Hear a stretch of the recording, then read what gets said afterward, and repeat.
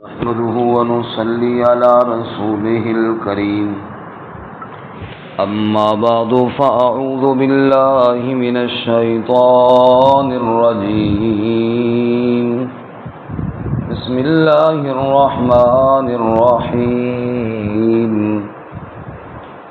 وإذا لم تأتهم بآية قالوا لولا اجتبيتها قل إنما أتبع ما يوحى إلي من ربي هذا بصائر من ربكم وهدى ورحمة لقوم يؤمنون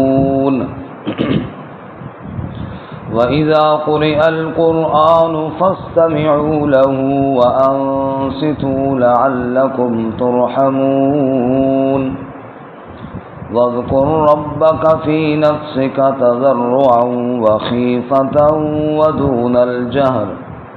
ودون الجهر من القول بالغضب والآصال ولا تكن من الغافلين إن الذين عند ربك لا يستكبرون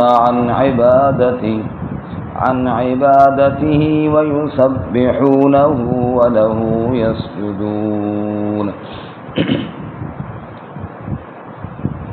وَإِذَا لَمْ تَأْتِهِمْ بِآيَةٍ اور جب آپ نہیں لاتے ان کے پاس کوئی نشانی قالوا تو وہ کہتے ہیں لولا اجتبیتھا کیوں نہیں آپ چھانٹ کر لے آتے اس کو قل انما اتبع ما یوحى الی من ربی آپ کہہ دیجئے بے شک میں اتباع کرتا ہوں جو وحی کی جاتی ہے میری جانب میرے رب کی طرف سے ھذا بصائر من ربکم یہ بصیرتیں ہیں بصائر ہیں تمہارے رب کی طرف سے وہدی ورحمہ اور ہدایت اور رحمت ہے لقوم یؤمنون اس قوم کے لیے جو ایمان رکھتے ہو وَإِذَا قُرِئَ الْقُرْآنُ فَاسْتَمِعُوا لَهُ اور جب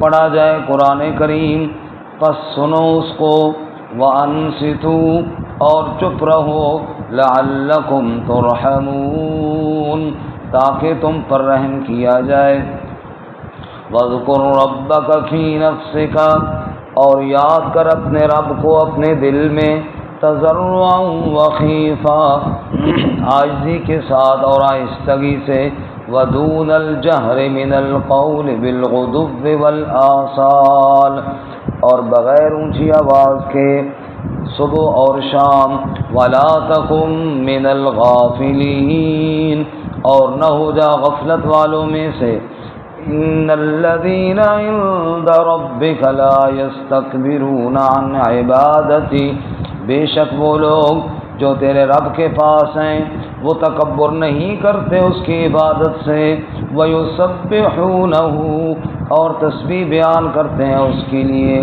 وَلَهُ يَسْجُدُونَ اور اس کے لیے سجدہ کرتے ہیں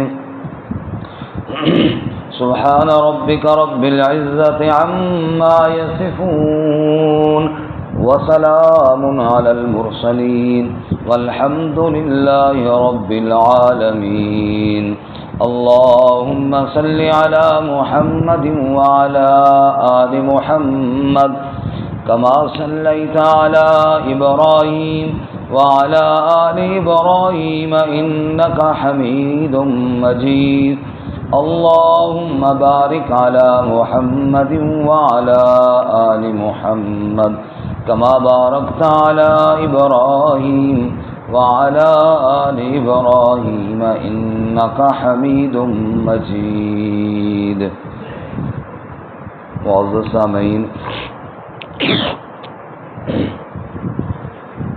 سورۃ الاعراف کا آخری رکوع آیت نمبر 203 204 205 اور 206 آپ کے سامنے تلاوت کی ہیں اللہ رب العزت ان کے مطابق صحیح بیان کی توفیق عطا فرمائے اور ہمیں قرآن و سنت پر عمل کرنے کی توفیق عطا فرمائے۔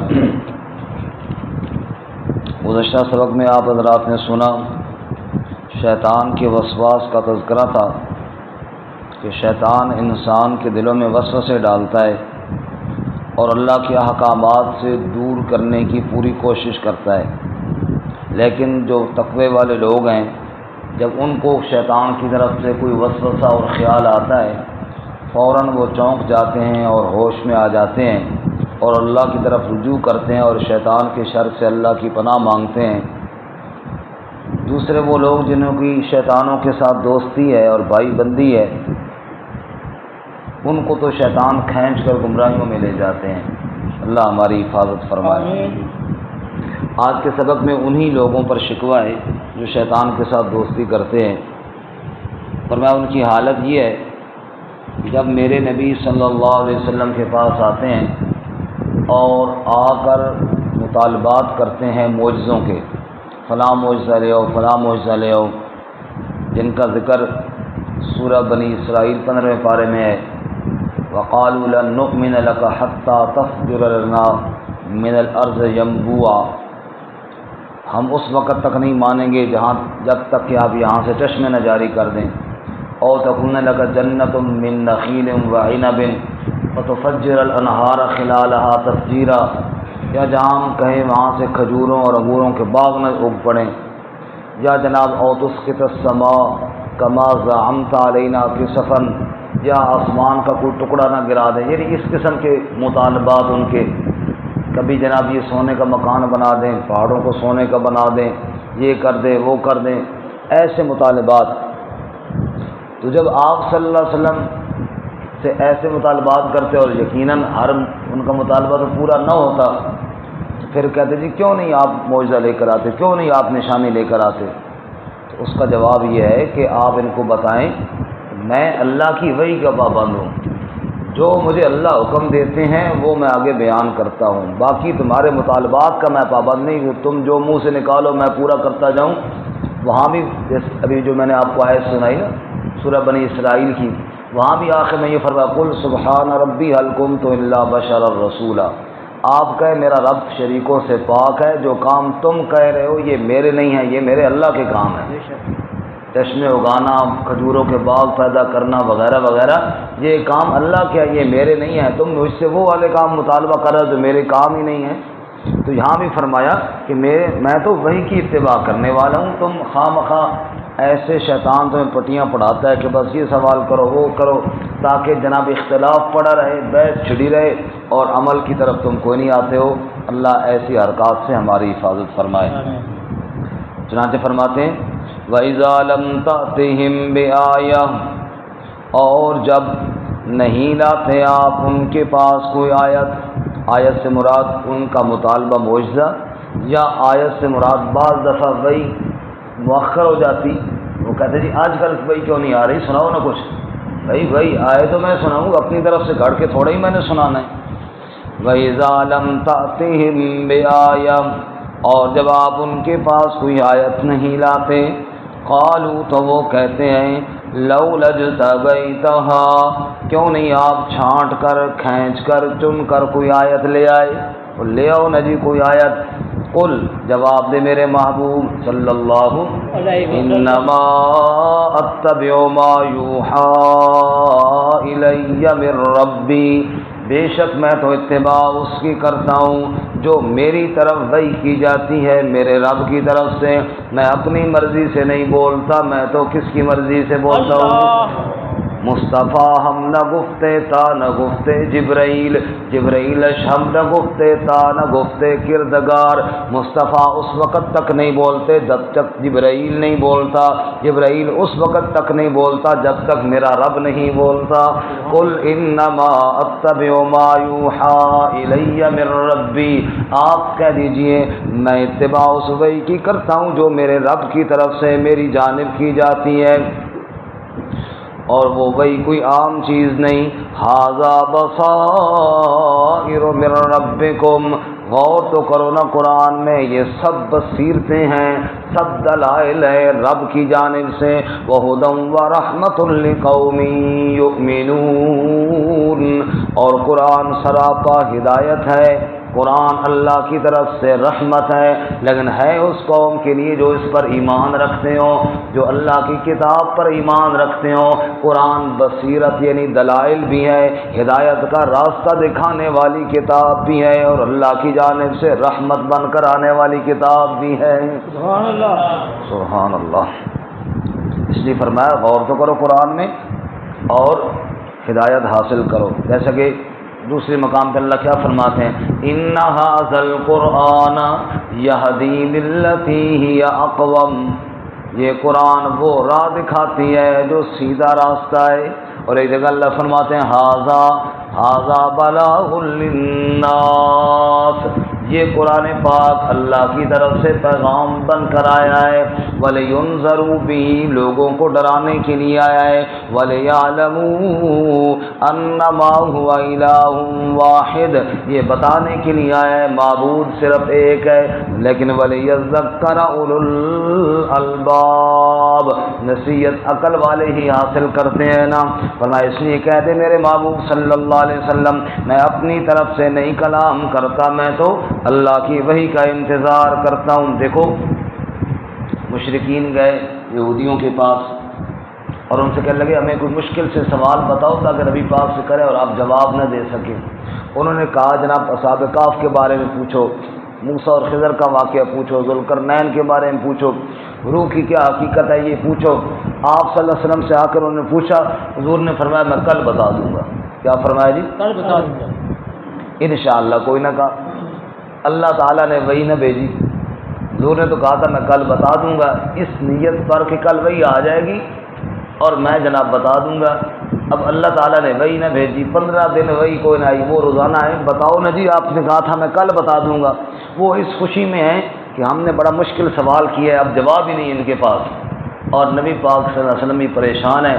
اس کے بعد اللہ نے سورہ قاف نازل فرمائی اور فرمایا وَلَا تَقُولَنَّ لِشَيْءٍ إِنِّي فَاعِلٌ ذَلِكَ غَدًا إِلَّا أَن يَشَاءَ اللَّهُ۔ اس میں اللہ نے اصحاب کہف کا واقعہ بھی بتا دیا، ذوالقرنین کا واقعہ بھی بتا دیا، موسیٰ اور خضر کا واقعہ بھی بتا دیا، ساتھ یہ بات بھی بتائی میرے محبوب یہ نہ کہا کرو میں یہ کام کل کر دوں گا، کہا کرو اگر اللہ نے چاہا تو یہ کام میں کل کر دوں گا۔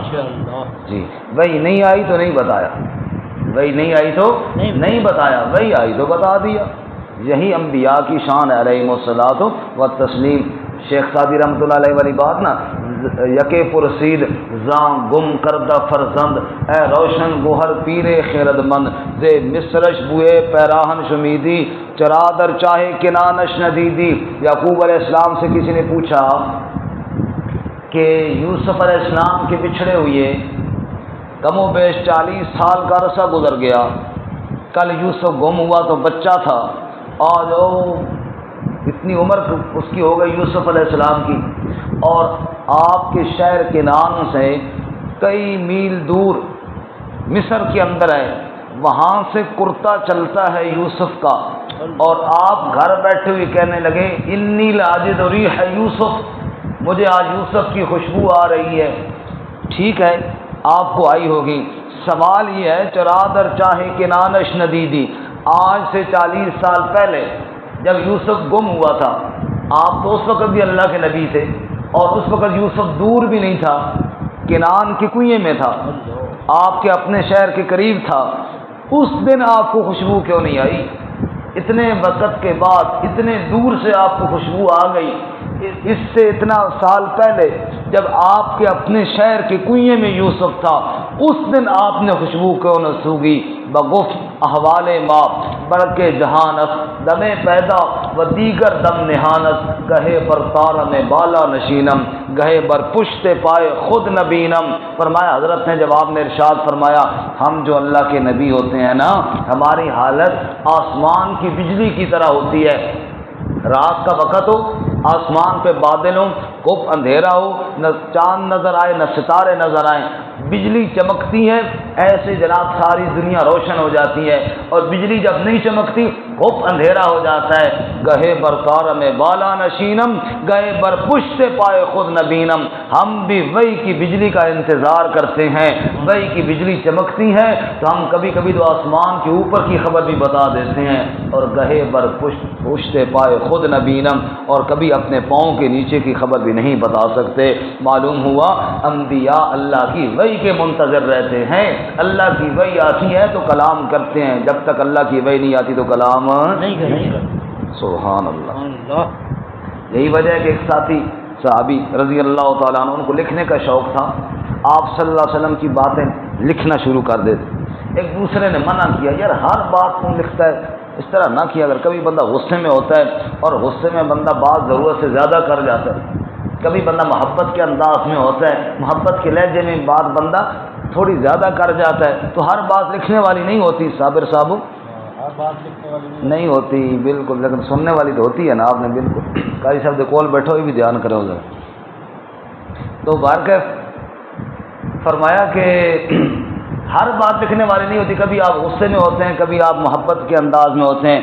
آپ صلی اللہ علیہ وسلم سے اس صحابی نے پوچھا، یا رسول اللہ میں آپ کی ہر بات لکھنا چاہتا ہوں، فلاں نے منع کیا، لکھوں یا نہ لکھوں؟ حضور نے فرمایا لکھنا چاہو تو بے شک لکھ لیا کرو، اس کی بات بھی ٹھیک ہے، کبھی بندہ غصے میں ہوتا ہے، کبھی بندہ محبت کے انداز میں ہوتا ہے، لیکن میں اللہ کا نبی ہوں، میں غصے میں ہوں تب بھی شریعت کے خلاف یا اللہ کے حکم کے خلاف نہیں بات کرتا، محبت کے انداز میں ہوتا ہوں تب بھی اللہ کی وحی سے ہی کلام کرتا ہوں۔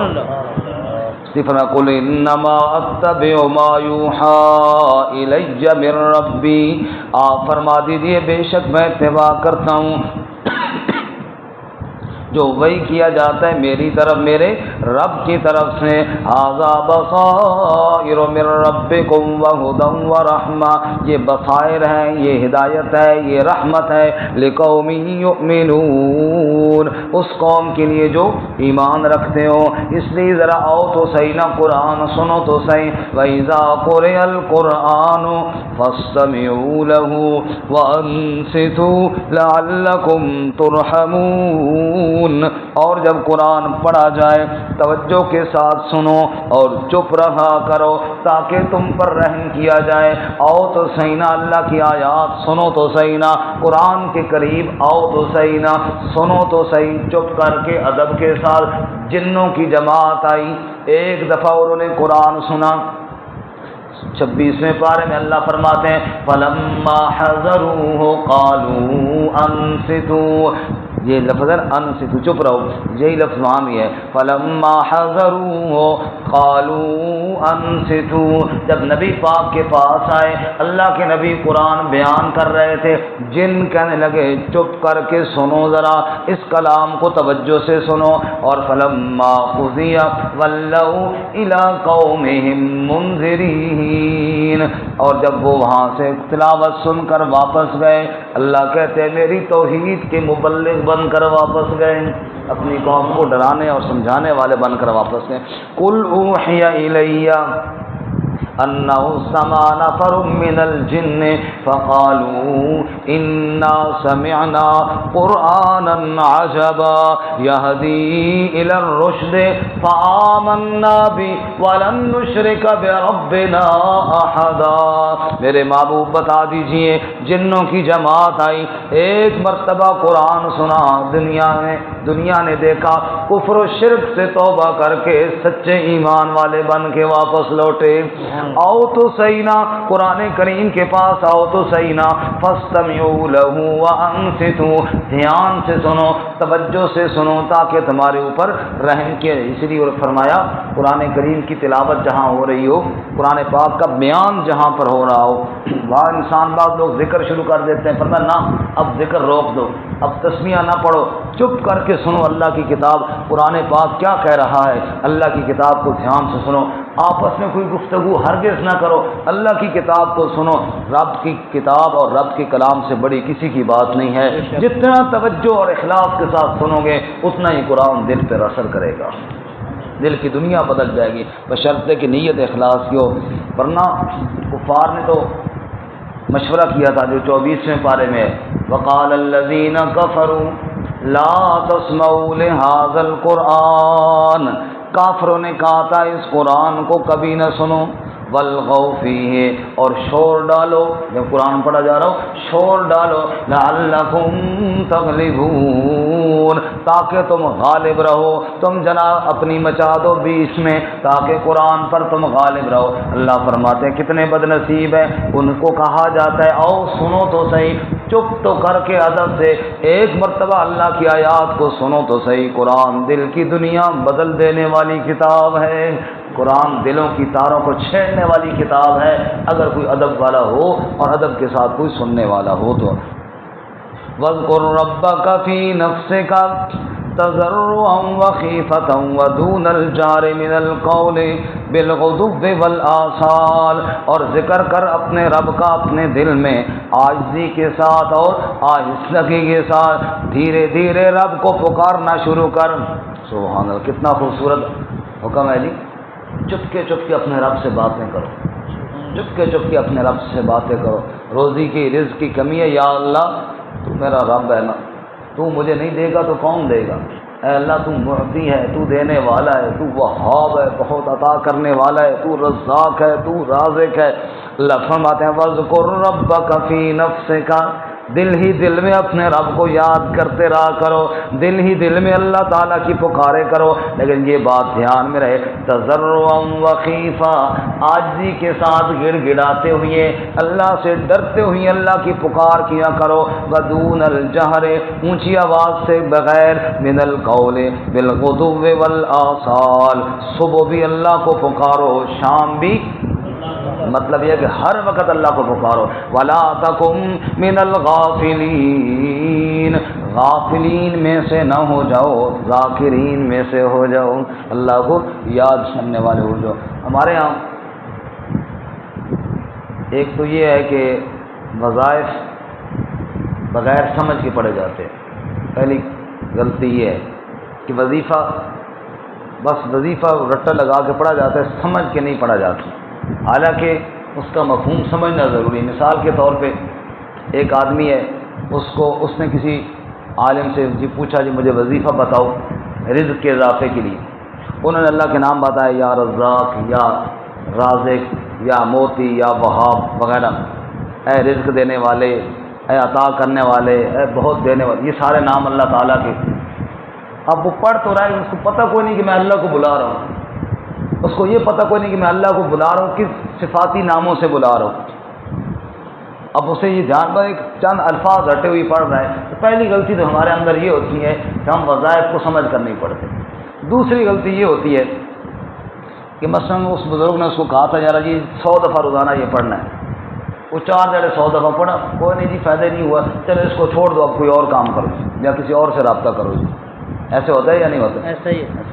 حالانکہ یہ دیکھو ہم پانی کا بور کراتے ہیں، 100 فٹ نہ ہو تو کہتے ہیں تھوڑا اور ڈونگا کرو، 150 کرو، ایسے ہوتا ہے نہیں، 200 کرو، 250 کرو، بڑا بور کرو۔ کیا مطلب ہے؟ بھائی اللہ تعالیٰ کے ناموں میں، اللہ کے وظائف میں اثر تو ہے ہی ہے۔ میرا دل کا زنگ اتنا تھا کہ میں نے اتنا پڑھا تو مجھے فائدہ نہ ہوا، مجھے اور پڑھنا چاہیے، اور پڑھنا چاہیے، بار بار اللہ کو پکارنا چاہیے، انشاءاللہ پھر میرا رب میرا مسئلہ حل کرے گا۔ ہم تو چھوڑ دیتے ہیں، جب چھوڑ دیں تو پھر جناب فائدہ ہی نہیں ہوتا۔ جب ایک آدمی نے جناب 100 فٹ بور کرایا، پانی نہیں آیا، اب اس نے چھوڑ دیا تو آ جائے گا پانی، اب تو جناب اور پریشانی ہو گئی۔ اس لیے 100 تک گیا، تھوڑا اور آگے جا، کیا پتہ 150 تک آ جائے، کیا پتہ 200 تک آ جائے۔ صحابہ کرام رضوان اللہ تعالیٰ علیہم اجمعین وہ اس یقین کے ساتھ عمل کرتے تھے۔ صحابی نے سنا کہ نبی پاک صلی اللہ علیہ وسلم نے فرمایا ضرورت پیش آئے تو اپنے اللہ سے 2 رکعت پڑھ کے مانگا کرو۔ صحابی نے 2 رکعت نماز پڑھ کے مانگا، وہ جناب مسئلہ حل نہ ہوا، کہنے لگے نبی پاک نے فرمایا حل کیوں نہیں ہوا؟ لگتا ہے میں نے صحیح پڑھی نہیں۔ دوبارہ گئے، دوبارہ وضو کیا، پھر آ کر پڑھی، پھر نہ حل ہوا، کہا نہیں میں نے شاید نماز صحیح نہیں پڑھی، پھر آ کر پڑھی، پھر آ کے پڑھی، یہاں تک کہ اللہ تعالیٰ نے مسئلہ حل کر دیا۔ تو اس طرح اللہ تعالیٰ کو یاد بندہ جب کرتا ہے نا پھر فائدہ ہوتا ہے۔ دوسرا یہ ہے کہ وذکر ربک، تیسری بات تضرع و خیفہ، عاجزی کے ساتھ، انکساری کے ساتھ۔ تو ہمارا تیسرا نقصان یہ ہوا کہ ہماری اکثر دعائیں وہ رسم و رواج کا شکار ہو گئیں، اکثر دعائیں اکثر دعائیں کیا ہو گئیں؟ رسم و رواج کا شکار ہو گئی جناب. ایک رسمی طور پر دعا رہ گئی، مکان بنایا ہے جی، آؤ جی سارے اکٹھے ہو جاؤ جی دعا کرو جی. اب اس میں کوئی اللہ کی طرف عاجزی اور دھیان والی تو بات ہے ہی کوئی نہیں. ایک ٹوٹل پورا کرنا ہے. والد صاحب فوت ہوئی ہیں جی، جس کے والد صاحب فوت ہوئی ہیں وہ تو پھر رہا ہے ادھر ادھر، اور جناب طالب علم آؤ اسی جناب میرے والد صاحب واسطے پڑھو اور پھر جناب دعا کرو. سمجھ آئی؟ اب جناب جس کے والد صاحب فوت ہوئی ہیں، جب وہ خود اپنے والد کے لیے نہیں پڑھ سکتا، اس کے پاس ٹائم نہیں ہے، دوسرا کسی کو کیا لگے جناب؟ والد میرا ہے یا طالب علموں کا ہے؟ اللہ، میں اپنے والد کے لیے کیوں نہ پڑھوں، میں اپنی والدہ کے لیے کیوں نہ پڑھوں؟ تو یہ تیسرا یہ مسئلہ ہوا کہ ہماری اکثر چیزیں رسم و رواج و تضرع و خیفہ، یہ عاجزی والی بات جو اللہ فرماتا ہے یہ کوئی نہ رہی. جب تک بندہ دل سے عاجز ہو کر رب سے نہیں مانگے گا نا، غفلت کے ساتھ مانگے گا، اس دعا میں کیا خاص اثر ہوگا؟ دھیان ہی کوئی نہیں اللہ تعالیٰ سے مانگ رہا ہوں، پتہ ہی کوئی نہیں کیا مانگ رہا ہوں. تو فرمایا عاجزی، انکساری، گڑ گڑانا رب کے ساتھ. وہ ہمارے حافظ صاحب نے ایک علاقے والے نے بات سنائی، کہنے لگا کہ میں گیا ہوں ختم پہ دعا کرانے کے لیے، انہاں جناب 5 قرآن پڑھے ہوئے میرے ملک کی تھے. اے جناب ساڑھے والد صاحب نے بخشو، میں چپ کر کے آپ نے چاچو رنو بخش چھوڑے. میں کیا کیتا؟ انہوں نے کہا کہ ہمارے والد صاحب کو بخش، میں اپنے چاچو رنو بخش چھوڑے. میں کہا واہ تیرے چاچو ری بخش جنت تو کراس کر گیا، اس نے چوری سے قرآن پاک جناب جو تو نے بخش دیا. یہ ایک سوچ بنی ہوئی ہے کہ جناب ایسے. تو یہ ایک تیسری کمزوری ہوئی کہ جو طریقہ رب نے بتایا تھا اس سے ہم ہٹ گئے. اللہ ہمیں رسموں سے نکل کر اخلاص نصیب فرمائے. وَاذْكُرْ رَبَّكَ فِي نَفْسِكَ تَضَرُّعًا وَخِيفًا، عاجزی کے ساتھ، انکساری کے ساتھ، وَدُونَ الْجَهْرِ مِنَ الْقَوْلِ بِالْغُدُوِّ وَالْآصَالِ وَلَا تَكُن مِنَ الْغَافِلِينَ. اب نماز کے بعد کتنا مقبول وقت ہے دعا کرنے کا، لیکن ہماری نظر مولوی بھی ہوتی ہے، وہ جان چھوڑے تو ہم بھی جائیں. بھائی اس کے ساتھ ختم کرنا کوئی ضروری نہیں ہے، وہ اس نے جانا ہے تو جائے. آپ روئیں اپنے اللہ کے سامنے، اپنی فریاد کریں، اللہ سے مانگیں، اس کا در کھلا ہوا ہے. لیکن دعا رسم کو سے ہٹ کر اخلاص دعا بن جائے، خدا کی قسم سارے مسئلے حل ہو جائیں. اگر ہماری دعا بن جائے نا، ہم اس طرح پکاریں جس طرح کوئی فریادی فریاد کرتا ہے، اس طرح رب کو پکاریں جس طرح کوئی بچہ بل بلا کے اپنے ماں باپ سے چیز لیتا ہے. ماں باپ نہیں بھی لینا چاہتے تو بچے کے آنسو دیکھ کر دے ہی دیتے ہیں. رب کہہ رہے تو فریاد تو کر میرے سامنے، میں تو سب کچھ دینے کی قدرت رکھتا ہوں. اس لیے فرمایا اس طرح ولا تکن من الغافلین، غافل نہیں ہونا، غفلت سے اپنے آپ کو بچانا ہے. ہاں دیکھو نا فرشتوں کی مثال دیکھو، ان الذین عند ربک لا یستکبرون عن عبادتہ، کتنے طاقتور فرشتے اللہ نے بنائے، لیکن رب کے سامنے کبھی تکبر نہیں کرتے، رب کے سامنے کبھی تکبر نہیں کرتے. فرمایا مسجد میں آؤ تم بھی عاجز بن کر آؤ، انکساری کے ساتھ اللہ کے سامنے آؤ، فریادی بن کر آؤ، تکبر کو دل سے نکال کر آؤ. وَيُسَبِّحُونَهُ، اور وہ اللہ کی تسبیح بیان کرتے ہیں اور اللہ کے لیے وَلَهُ يَسْجُدُونَ، سجدے کرتے ہیں. تم بھی رب کے سجدے کرو، عاجز بن جاؤ، تسبیح کرو، رب کو یاد کرو، اللہ تمہارے سارے مسئلے حل کر دے گا. اللہ ہم سب کی دنیا آخرت کی سارے مسائل حل فرمائے. ترجمہ دوبارہ سن لیجیے. وَإِذَا لَمْ تَأْتِهِمْ بِآيَةٍ قَالُوا لَوْلَا اجْتَبَيْتَهَا، اور جب نہیں لاتے آپ ان کے پاس کوئی آیت تو کہتے ہیں کیوں نہیں آپ چھانٹ کر لے آئے. قل، آپ کہہ دیجئے انما اتبع ما یوحی الی من ربی، بے شک میں اتباع کرتا ہوں جو وحی کی جاتی ہے میری جانب میرے رب کی طرف سے. ھذا بصائر من ربکم، یہ بصائر ہیں تمہارے رب کی طرف سے. وہدی ورحمۃ لقوم یؤمنون، اور ہدایت اور رحمت ہے اس قوم کے لیے جو ایمان رکھتے ہوں. وَإِذَا قُرِئَ الْقُرْآنُ فَاسْتَمِعُوا لَهُ، اور جب قرآن پڑھا جائے پس سنو اس کو.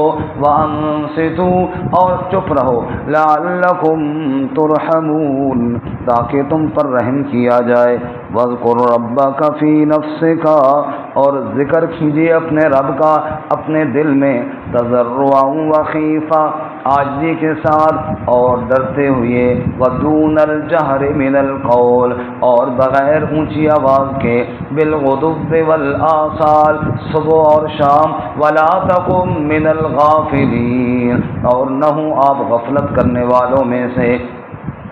ان الذین عند ربک بے شک وہ جو تیرے رب کے پاس ہیں، لا یستکبرون عن عبادتہ وہ تکبر نہیں کرتے اس کی عبادت سے، ویسبحونہ اور تسبیح بیان کرتے ہیں اس کی، وَلَهُ يَسْجُدُونَ اور اس کے لیے سجدہ کرتے ہیں۔